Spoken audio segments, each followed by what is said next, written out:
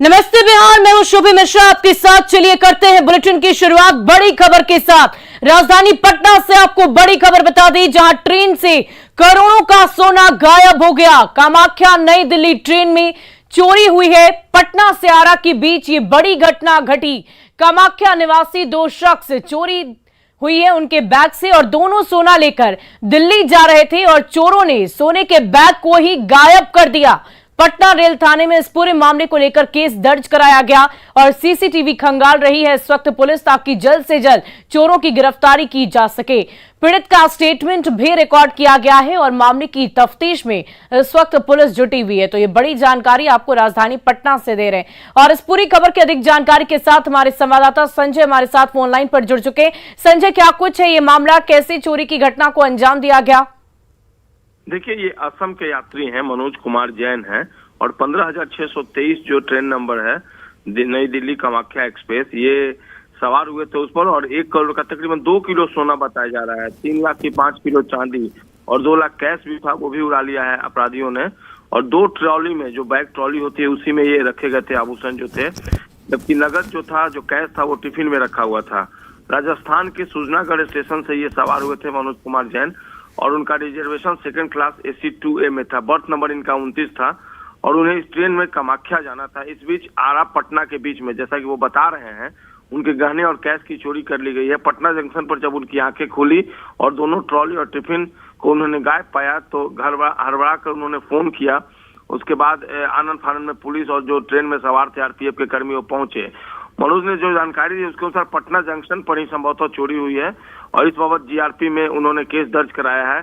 जो प्रभारी हैं रेल SP अनिल सिंह, उन्होंने कहा है कि उनके लिखित आवेदन पर केस दर्ज कर पूरे मामले की छानबीन की जा रही है। लेकिन बड़ी घटना, ट्रेन के अंदर करोड़ों की सोने की चोरी हो गई। जी बहुत बहुत शुक्रिया संजय हमारे साथ जुड़ने के लिए, तमाम जानकारी के लिए। तो कामाख्या निवासी 2 शख्स के बैग की चोरी कर ली गई है और इसमें करोड़ों रुपए के सोने थे और ये सोने के सामान लेकर दिल्ली की ओर जा रहे थे और इसी बीच राजधानी पटना स्टेशन पर चोरों ने सोने के बैग को गायब कर दिया। और देखिए, पटना में भोजपुरी एक्ट्रेस अक्षरा सिंह के घर पर पुलिस ने इश्तेहार चिपका दिया है। मामला वैशाली में एक कार्यक्रम के दौरान मंच पर पिस्टल लहराने से जुड़ा हुआ है। अक्षरा सिंह पिछले साल 25 अप्रैल को पूर्व विधायक मुन्ना शुक्ला के घर एक कार्यक्रम में पहुंची थी, जहां अक्षरा सिंह के कार्यक्रम के दौरान फायरिंग की गई और इस मामले में मुन्ना शुक्ला, उनकी पत्नी और पूर्व विधायक अन्नू शुक्ला के साथ मुन्ना शुक्ला के बॉडीगार्ड और अक्षरा सिंह के खिलाफ केस दर्ज किया गया था। सभी आरोपियों ने इस मामले में बेल ले ली है, लेकिन अक्षरा सिंह ने अब तक बेल नहीं ली। अब समय रहते कोर्ट में हाजिर नहीं होने पर अक्षरा सिंह को गिरफ्तार भी किया जा सकता है। हालांकि इस मामले में अक्षरा सिंह की तरफ से अभी तक कोई बयान स्पष्ट तौर पर सामने नहीं आया है। और चलिए अब आपको वो 2 तस्वीर दिखाते हैं जब अक्षरा सिंह वैशाली में मुन्ना शुक्ला के कार्यक्रम में शामिल हुई थी और वहां एक बॉडीगार्ड फायरिंग करता नजर आ रहा है। तो ये 2 तस्वीरें इस वक्त आपकी टीवी स्क्रीन पर वैशाली में इस वही कार्यक्रम की ये तस्वीर है जिसको लेकर इन तमाम लोगों पर आरोप लगे, FIR दर्ज कराई गई और देखिए वहां पर उनका बॉडीगार्ड किस प्रकार फायरिंग करता नजर आ रहा है। वहीं दूसरी तस्वीर भी आप देख लीजिए जो पटना की है, जहां अक्षरा सिंह के घर के बाहर इश्तेहार चिपकाया गया है।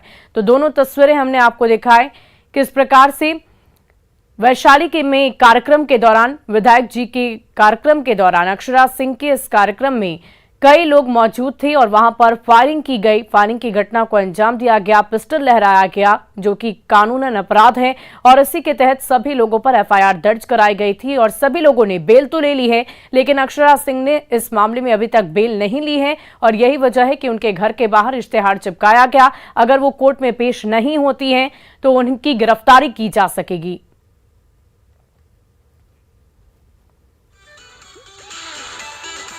और एक कहावत है, जाको राखी साइयां मार सके ना कोई, जो भागलपुर में कहलगांव स्टेशन पर एक बार फिर साकार हुई है। कहलगांव स्टेशन पर मौत को मात देने का एक खतरनाक वीडियो सामने आया है। शॉर्टकट के चक्कर में एक यात्री ट्रैक पर उस वक्त बुरी तरह से फंस गया जब वो रुकी हुई मालगाड़ी के नीचे से पार करने की कोशिश करने लगा। तभी अचानक गाड़ी खुल गई, जिसके बाद उसकी जान आफत में फंस गई। लेकिन एक पल भी बिना गंवाए इस व्यक्ति ने ट्रैक पर लेटकर जान बचाने में अपनी भलाई समझी, जिससे पूरी ट्रेन उसके ऊपर से गुजर गई और उसने मौत को मात दे दी। लेकिन न्यूज़ 18 आपसे यही अपील करता है कि रेलवे ट्रैक पर ऐसी गलती को ना दोहराए, क्योंकि किस्मत बार बार साथ नहीं देती है। ट्रेन के नीचे मौत को मात इस व्यक्ति ने कैसे दिया है, उसकी अद्भुत तस्वीर आप देख लीजिए। और वाकई कहा जाता है ना कि जाको राखे साइया मार सके ना कोई, जिसकी जिंदगी भगवान ने खुद बचानी तय कर ली है, उसे कोई भी नहीं मार सकता। और देखिए ये व्यक्ति कैसे ट्रेन के नीचे आ जाता है, मालगाड़ी ऊपर से गुजर जाती है लेकिन इससे खरोंच तक नहीं आती। तो ट्रेन के नीचे इस व्यक्ति ने मौत को मात तो दे दी है, लेकिन सावधान रहने की जरूरत है। हर बार किस्मत साथ नहीं देती, हर बार आप बच नहीं सकते, इसलिए सावधानी बरतें, जल्दबाजी में कोई इस तरह की कदम ना उठाए।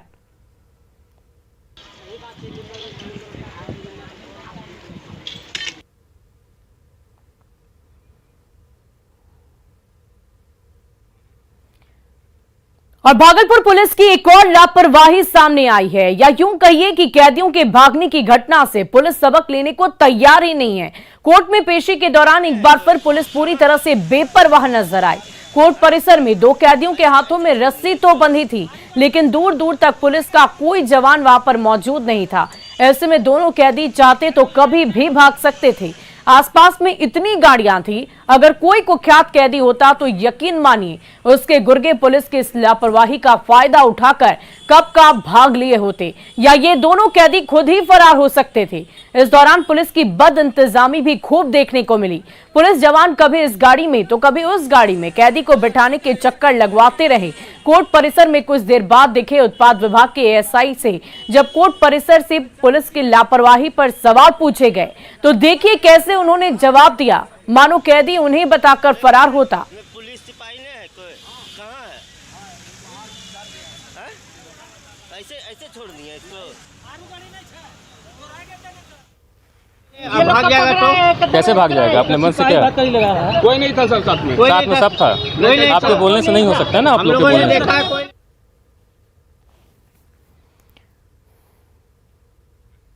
और चलिए अब बढ़ते हैं अगली खबर की ओर। शराबबंदी वाले बिहार में एक बार फिर शराब पर सियासत नाच रही है। जेडीयू नेता उपेंद्र कुशवाहा ने शराबबंदी को पूरी तरह विफल बताया। विरोधियों की सरकार पर निशाने साधने का जोरदार एक मुद्दा मिल गया है। और अब जनसुराज पदयात्रा पर निकले प्रशांत किशोर ने यह तक कह दिया है कि बिहार में शराबबंदी की सिर्फ बातें ही कही जा रही है, जबकि हकीकत में डोर टू डोर शराब की डिलीवरी हो रही है और शराब के धंधे में शामिल बड़े माफिया मालामाल हो रहे हैं, जबकि शराब पीने के आरोप में पकड़े जा रहे गरीब आदमी जुर्माना भर रहे और जेल की सलाखों के पीछे हैं। कुमार कहता हूं कि सारा महिला जितना महिला लोग बाड़ी जे सब हमरे के वोट देता और वो सब वोट देता नहीं जा शराबबंदी के नाम पर। तो शराबबंदी लागू बा, घरे घर बेचाता ना, घरे घर होम डिलीवरी होता, लेकिन कहीं गरीब आदमी गलती से आधा पाव शराब के संगे पकड़ा जाओ तो अब ओकर खैर नहीं थे। पुलिसो मारता, पैसों लेता, जेलों में बंद करता बा ना। आज बड़का आदमी बा वो शराब के धंधा करता, शराब बेच रहल बा, पुलिस अधिकारी भी ओकरा संगे मिल के वो पैसा कमाता और गरीब आदमी मर रहल बा। और बिहार में एक और भ्रष्ट अधिकारी पर निगरानी का शिकंजा कसा है। निबंधन विभाग में आईजी के पद पर कार्यरत प्रशांत कुमार पांडे के 3 ठिकानों पर निगरानी की टीम ने छापेमारी की, जिसमें करोड़ों की काली कमाई का पता चला है। काली कमाई के एक और कुबेर पर शिकंजा। पटना, मुजफ्फरपुर और सीवान में निगरानी का छापा। प्रशांत कुमार ने करप्शन से बनाई अकूत संपत्ति। नाम प्रशांत कुमार पांडे। ओहदा निबंधन विभाग में तिरहुत प्रमंडल के एआईजी यानी असिस्टेंट इंस्पेक्टर जनरल। मतलब विभाग के बड़े अधिकारी और मोटी कमाई वाले सरकारी बाबू। लेकिन धन के लालच में प्रशांत कुमार इतना अशांत हुआ कि करप्शन के दलदल में कूदकर काली कमाई का कुबेर बन बैठा। आय से अधिक करोड़ों की संपत्ति बनाने का मामला सामने आया तो SVU यानी स्पेशल विजिलेंस यूनिट ने प्रशांत कुमार के मुजफ्फरपुर से लेकर पटना और सीवान तक जब इसके काले कारनामों की जड़ें खोदनी शुरू की तो करोड़ों के प्लॉट, फ्लैट और लाखों के आभूषण और लॉकर का पता चला। छापेमारी जो हो रही है उसमें 1,46,86 लाख रुपए से अधिक के सिर्फ प्लॉट और आवासीय प्लॉट के कागजात मिले हैं। इसके अलावा इनके परिजनों के नाम से तकरीबन 80 लाख रुपए के निवेश के कागजात मिले हैं, जबकि 20 लाख रुपए का NSC मिला है। साथ ही कई पासबुक और पटना के बोरिंग रोड में एक लॉकर का भी पता चला है। तकरीबन 36 लाख रुपए के आभूषण भी बरामद किए गए हैं। पटना स्थित आवास से लगभग 2,40,000 रुपया कैश रिकवर किया गया है। BPSC यानी बिहार लोक सेवा आयोग से प्रमोटी प्रशांत कुमार पांडे के मुजफ्फरपुर में गोबरसही स्थित ऑफिस में भी निगरानी की टीम ने दबिश दी, जहां से SVU की टीम को खाली हाथ लौटना पड़ा, लेकिन दूसरे शहरों में स्थित आवास से काफी कुछ हाथ लगा।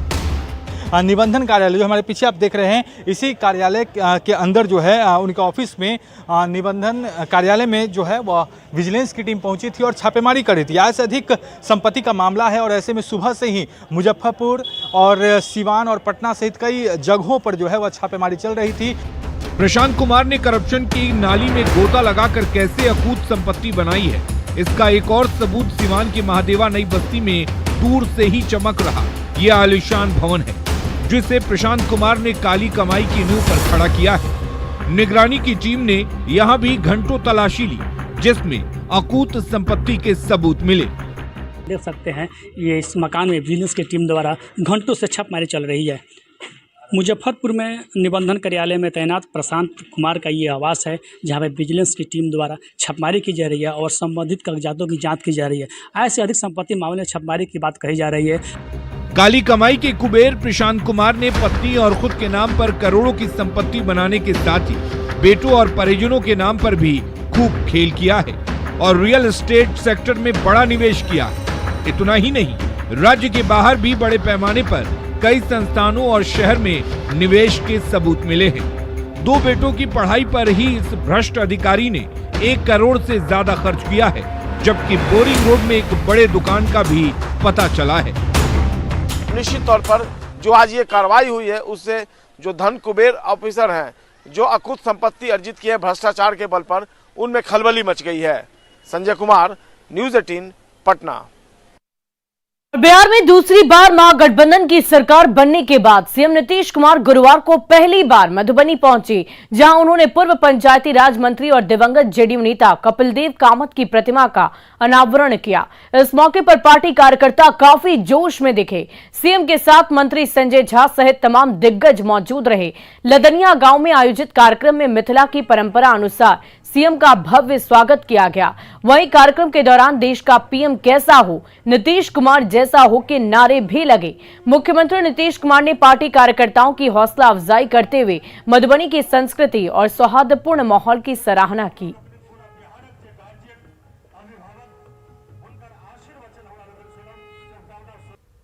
बहुत लोग दरभंगा मधुबनी सिमरिया घाट के कल मुख्यमंत्री जी अपने सिमरिया घाट जाकर तो जते काज करवा छे सब इंस्ट्रक्शन तो द केलखिन केना घाट बनते केना काज हेते ई जाकर तो देख केलखिन। अब बगल में नेपाल है, लेकिन बात ये है कि सब कुछ तो आप तो हिंदुस्तान के है ना, इस देश के बारे में सोचना है, तो इस देश के बारे में सोचना और यहाँ से जो विकास हो रहा है तो इसका कितना बड़ा फायदा। इसलिए इन सब चीजों का पूरा काम करिए, तो हर तरह से सब लोग काम करिए और आप सब लोगों का सहयोग चाहिए, समर्थन चाहिए और आपस में जो हमने कह दिया तो बिल्कुल प्रेम और भाईचारे के साथ रहिएगा ना, ठीक से काम करिएगा। हाथ उठा के बता दीजिए। और देखिए, राजधानी पटना से आपको बड़ी खबर बता दी, जहां पूर्व एसएसपी पर नोटिस की तैयारी की जा रही है। आदित्य कुमार पर कार्रवाई होगी, रेड कॉर्नर नोटिस की तैयारी की जा रही है। दरअसल पिछले 1 महीने से आदित्य कुमार फरार है और इंटरपोल को इस बात की सूचना दी जाएगी। आदित्य के विदेश भागने की आशंका व्यक्त की गई और इतना ही नहीं, डीजीपी को धमकाने का आरोप भी आदित्य कुमार पर है। दोस्त के जरिए उन्होंने डीजीपी को फोन पर धमकाया है और पिछले 1 महीने से वो फरार चल रहे हैं और इस बात की सूचना सामने आ रही है कि वो विदेश भाग गए हैं और यही वजह है कि उन पर रेड कॉर्नर नोटिस की तैयारी की जा रही है और नोटिस के आधार पर आगे की सख्त से सख्त कार्रवाई की जाएगी।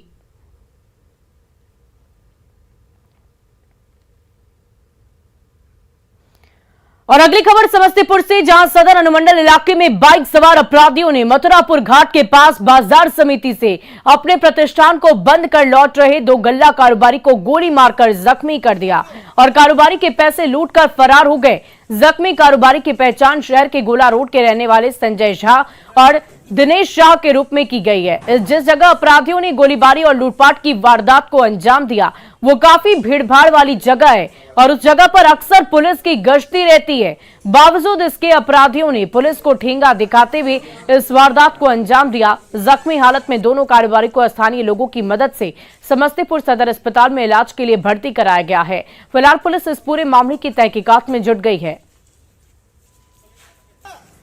दुकान बढ़ा करके बाजार समिति से आ रहे थे अपने घर गोला रोड और बीच पुल के ऊपर में कुछ अपराधियों द्वारा बाइक से ठोकर मार के और गोली चला करके एक व्यवसायी के जांग में गोली मारे और एक व्यवसायी को पांव में गोली मारे, मार करके लूट करके और चल दी। गोली वहां 4-5 राउंड चली है।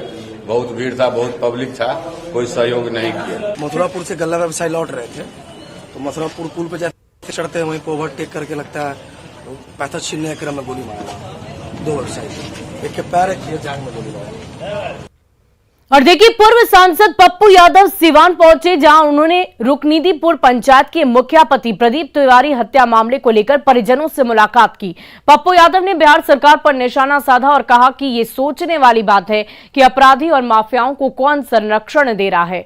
पप्पू यादव ने कहा कि सोसाइटी के पार्टियों की आम आदमियों के प्रति धारणा बन गई है कि ये वोट देने वाले हजारों की जमात है। पॉलिटिकल पार्टी और पॉलिटिशियन को लगता है कि वोट अब सोसाइटी नहीं देती है। वोट देने का मापदंड या तो कोई पैसा वाला या कोई ताकतवर आदमी या कोई माफिया अपराधी। वहीं गोपालगंज में जमीन की रजिस्ट्री कराने निकले एक युवक की हत्या कर दी गई। आज सुबह सड़क किनारे युवक का शव मिलने से इलाके में सनसनी फैल गई है। घटना गोपालपुर थाने के राजापुर गांव की बताई जा रही। मृतक युवक की पहचान 24 वर्षीय राजू चौहान के रूप में की गई है। घटना की सूचना पर स्थानीय पुलिस मौके पर पहुंची और शव को कब्जे में लेकर पोस्टमार्टम के लिए सदर अस्पताल पहुंची है। वहीं परिजनों ने गांव के ही योगेंद्र राम पर जमीन का पैसा लेकर हत्या करने का आरोप लगाया। फिलहाल पुलिस इस पूरे मामले की तहकीकात में जुट गई है।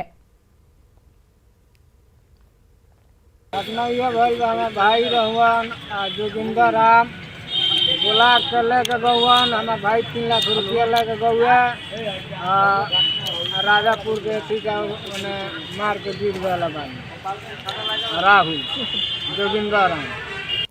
वहीं गोपालगंज डीएम डॉक्टर नवल किशोर चौधरी शिक्षक की भूमिका में नजर आए। भीत भेरवा पंचायत पहुंचे डीएम ने जांच के दौरान स्कूलों का निरीक्षण किया और बच्चों से पूछताछ की। डीएम ने बच्चों को कई बातें बताई जो उनके लिए काफी उपयोगी होंगी। डीएम ने शिक्षकों को कहा कि बच्चों को जितना सरल तरीके से पढ़ाया जाएगा उतना ही उन्हें समझ आएगा। वहीं फर्श पर बैठे बच्चों को देखकर डीएम हैरान रहे और प्रखंड विकास पदाधिकारी को बेंच की व्यवस्था करने के निर्देश दिए हैं।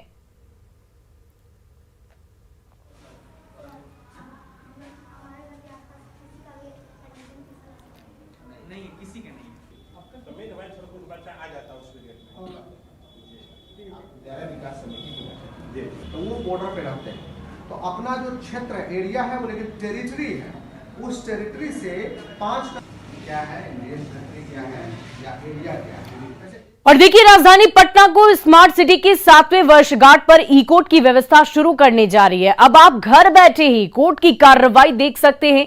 वहीं बीते दिन पटना के नाले में गिरकर एक बच्चे की मौत मामले पर निगम आयुक्त ने बताया कि जो नाला खुला था उसे ढकने के सख्त से सख्त निर्देश दिए गए हैं। हम आगे ई कोर्ट है ना, कोर्ट में हमारा पूरा मतलब अब किसी को नगर निगम में कैसे ये है कि डेट लेने के लिए कोर्ट में अपना 50 आदमी घुसे हुए हैं, ये कैसे जो कोर्ट्स में दूसरे कोर्ट्स में पता होता है ऑनरेबल हाई कोर्ट में कि पता चल जाता है कि साहब डेट क्या है, जजमेंट निकला तो जजमेंट भी जो है सो ये और इसी बीच भागलपुर से आपको बड़ी खबर बता दें, जहां मिड डे मील से बीमारी का मामला सामने आया है और इस मामले में स्कूल के प्रधानाचार्य को निलंबित कर दिया गया है। प्रधानाचार्य पर लापरवाही के आरोप लगे हैं। दरअसल मिड डे मील का खाना खाने से एक दो नहीं बल्कि कुल मिलाकर 195 छात्र बीमार हो गए थे और इलाज के बाद बच्चों को घर भेज दिया गया। मामले की तहकीकात में प्रशासन जुटी हुई है, लेकिन सवाल तो यह है कि इस प्रकार से मिड डे मील के खाने में आखिर सुरक्षा स्वच्छता क्यों नहीं बरती जाती, क्यों बच्चे बीमार हो जाते हैं।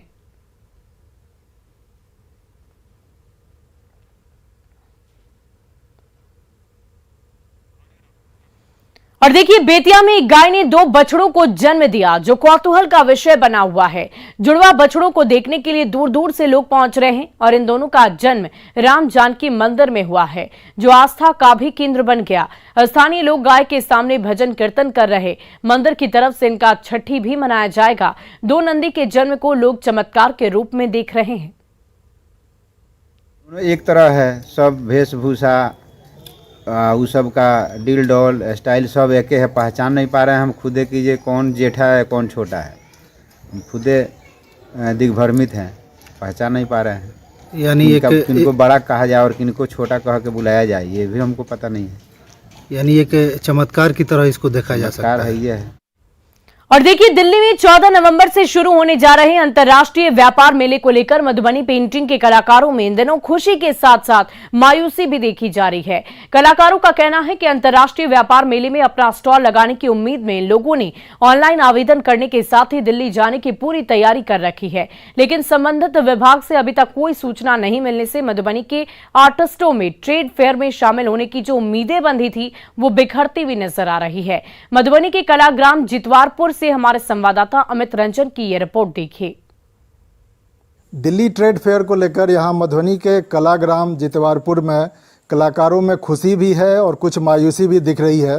अभी मैं यहां जितवारपुर में हूं और यहां आप देख सकते हैं कि यहां जो मैं कुछ कलाकार के साथ हूं, यहां कलाकारों के घर आंगन में जो दिल्ली ट्रेड फेयर में जाने की तैयारी पूरी है। लोग यहाँ ब्रीफकेस में जो अपनी उनकी जो पेंटिंग है या और भी जो कपड़े पर या जो कागज़ पर जो कुछ कलाकृति है उसकी तैयारी करके लोग यहाँ ट्रेड फेयर में जाने की तैयारी कर रहे हैं।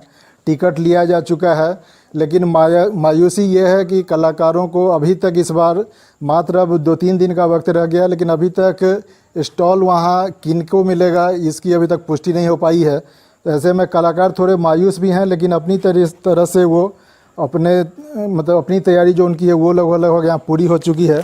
हमारे साथ जो यहाँ जो राज्य स्तरीय आर्टिस्ट हैं और जो यहाँ अवार्डी भी हैं जो राज्य सरकार के द्वारा जो सम्मानित हैं, ये क्या नाम हुआ आपका? इंद्रकांत झा। इंद्रकांत जी, जना अहाँ सब जना ट्रेड फेयर में हर साल जाइत रहलिए है, तो अखन की जना अहाँ सब ट्रेड फेयर ला सब तैयारी केने छियै? जी, ट्रेड फेयर में जाए ला तैयारी छलै, लेकिन एखन तक हमरा सबके कोनो सूचना नहीं एलै। अप्लाई भेल छै, ऑनलाइन अप्लाई होइ छै, लेकिन एखन तक कोनो सूचना नहीं भेटल है, ताहि दुआरे दिक्कत महसूस भऽ रहल है। दिल्ली ट्रेड फेयर के जाके छै, हमसब आशा में रहै छी एही सबसँ जे हमरा सबके ओइ दोसर कोनो जोगाड़ ओइ नहि गुजर। ई कपड़ा जेना ई साड़ी छै, ई साड़ी जेना छै बनौने तऽ ओही के तैयारी छै। साड़ी छै, दुपट्टा छै, सब चीज छै, तैयारी कऽ रखने छियै जे मतलब भेटत सूचना आ जायब। भऽ गेल छै तैयारी। आ बहुत हम गरीब कलाकार छी, हमरा तऽ विधवा छी एक, आ बेटो एकटा अइ, ओकरो बताइए इएह हम अपने कमा कऽ खाइ छी। आशामे छी जे कतहु जेना हैदराबाद लगतै कतहु भरने छलहुँ, अखन तक नहीं एलै अहूँके? नहीं एलैया सर। मधुबनी में जो कलाकार हैं वो खुशी भी है और मायूसी भी है, क्योंकि ट्रेड फेयर जो अंतर्राष्ट्रीय व्यापार मेला है दिल्ली का, वहाँ जो विश्व स्तर का एक बाज़ार मिलता है कलाकारों को। तो ऐसे में यहाँ मधुबनी के जो कलाकार हैं साल भर इंतजार करते हैं कि दिल्ली में जो ट्रेड फेयर में है वहाँ स्टॉल लगाने का मौका मिलेगा, तो उन्हें अपनी कला को पूरी दुनिया में पहुँचाने का मौका मिलता है। और ऐसे में कलाकारों को जो उनकी जो कला है प्रचार के साथ साथ अच्छी आमदनी भी होती है। लेकिन इस बार अभी तक कलाकारों को ये जानकारी अभी तक नहीं मिल पाई है कि वहाँ किन किन कलाकारों को जाना है और किन का स्टॉल वहाँ लगेगा। ऐसे में यहाँ दिल्ली ये मधुबनी में जितवारपुर ग्राम में कलाकार थोड़े मायूस भी हैं। अमित रंजन, न्यूज 18 मधुबनी। और फिलहाल इस बुलेटिन में अभी के लिए बस इतना ही, लेकिन न्यूज 18 बिहार झारखंड पर खबरों का सिलसिला लगातार जारी है।